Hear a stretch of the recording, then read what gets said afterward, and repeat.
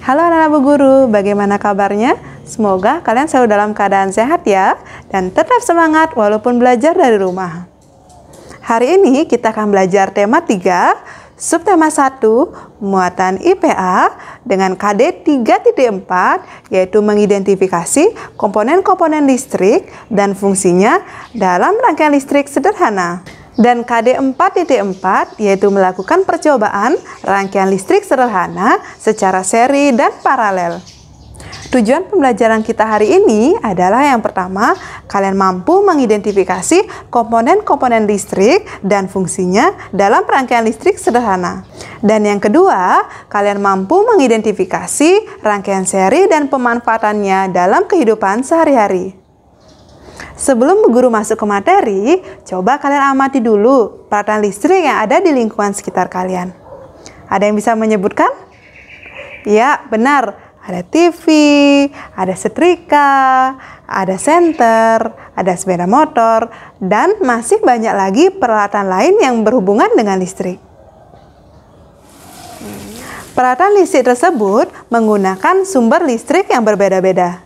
Sebelum kita masuk ke rangkaian listrik, ayo kita pahami dulu komponen-komponen listrik pada rangkaian listrik. Mari kita simak penjelasan berikut. Nah, anak-anak Bu Guru, materi yang pertama adalah komponen listrik. Komponen listrik dibagi menjadi dua macam. Yang pertama, komponen listrik yang menghasilkan arus listrik. Contohnya adalah baterai dan aki. Baterai dan aki berfungsi sebagai sumber energi listrik. Pada baterai terdapat dua kutub, yaitu kutub positif dan kutub negatif. Kedua adalah komponen listrik yang menggunakan arus listrik. Contohnya adalah saklar, kabel, dan lampu. Saklar berfungsi sebagai pemutus dan penyambung arus listrik pada rangkaian listrik. Ketika saklar ditutup atau dalam keadaan on atau hidup, arus listrik dari baterai akan mengalir ke lampu sehingga lampu menyala.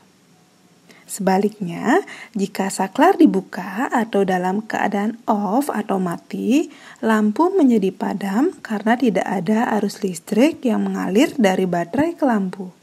Kabel di dalamnya terdapat lempengan seng, yang mana lempengan seng ini berfungsi untuk mengalirkan arus listrik dari baterai ke bohlam lampu. Nah, itu tadi mengenai komponen-komponen listrik dan fungsinya. Jika komponen-komponen tersebut dirangkai, maka akan terjadi yang namanya arus listrik.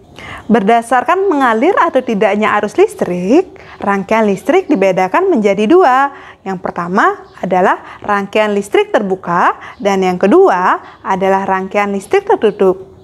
Mari kita simak penjelasannya. Rangkaian listrik adalah suatu susunan dari komponen-komponen listrik yang dihubungkan dengan sumber tegangan listrik sehingga dapat menimbulkan arus listrik. Berdasarkan mengalir atau tidaknya arus listrik, rangkaian listrik dibedakan menjadi dua. Yang pertama adalah rangkaian listrik terbuka. Suatu rangkaian listrik yang tidak dapat mengalirkan arus listrik karena jalur arus terputus atau tidak terhubung. Kedua adalah rangkaian listrik tertutup, yaitu suatu rangkaian listrik yang dapat mengalirkan arus listrik karena jalur arusnya terhubung. Arus listrik pada suatu rangkaian terjadi karena perpindahan elektron yang mengalir dari kutub negatif ke kutub positif. Kebalikan dari arah elektronnya, arus listrik mengalir dari kutub positif ke kutub negatif.